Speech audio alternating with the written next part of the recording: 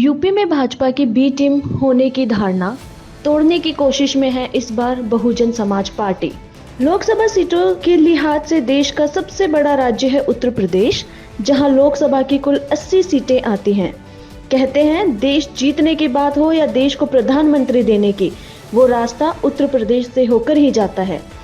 यानी कि अगर यूपी जीत लिया तो देश जीत लिया। यूपी के मिशन अब की बार 400 पार के सामने बसपा इस बार दीवार बनकर खड़ी हो गई है।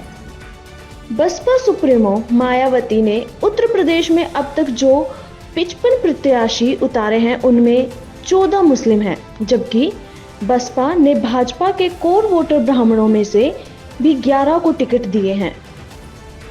जौनपुर लोकसभा सीट का पिछला चुनाव भाजपा हार गई थी। इस सीट को निकालने के लिए भाजपा ने कृपा शंकर सिंह को टिकट दिया है। कृपा शंकर महाराष्ट्र में कांग्रेस सरकार में मंत्री रहे और मूल रूप से जौनपुर में ही रहने वाले हैं।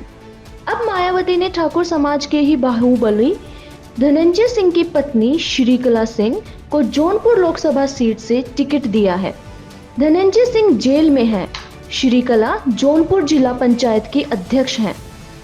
समाजवादी पार्टी ने यहाँ के बाबू सिंह कुशवाहा को टिकट दिया है। एक जमाने में बाबू सिंह मायावती के आंख कान होते थे। मेरठ में भाजपा ने अपनी सिटिंग सांसद का टिकट काटकर टीवी सीरियल रामायण में राम की भूमिका निभाने वाले अरुण गोविल को प्रत्याशी बनाया है। भाजपा त्यागी समाज को अपने समर्थन में मनाती रहती है।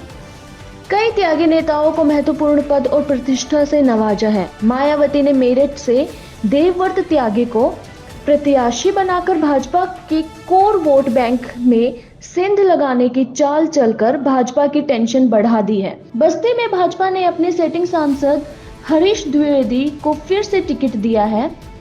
बसपा ने ब्राह्मण समाज से ही दयाशंकर मिश्र को टिकट देकर भाजपा की पेशानी बढ़ा दी है।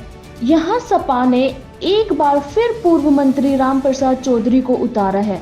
चौधरी बसपा सरकार में मंत्री हुआ करते थे और मायावती के खास लोगों में से उनकी गिनती होती थी।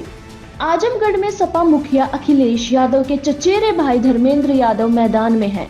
भाजपा ने यहां से अपने मौजूद सांसद दिनेश लाल यादव निरहुआ को उतारा है। यहां राजभर समाज की अच्छी तादाद है।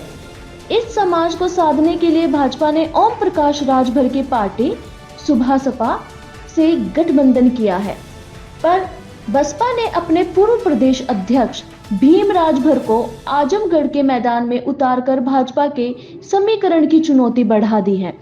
इस तरह मायावती ने भाजपा के कई चर्चित चेहरों के सामने अपने रणनीतिक प्रत्याशियों को उतारकर बता दिया है कि विपक्षी पार्टियों और इंडिया गठबंधन के नेताओं के आरोपों से पिंड छुड़ाने और भाजपा की बी टीम होने की धारणा को तोड़ने की और बसपा कदम बढ़ा चुकी है।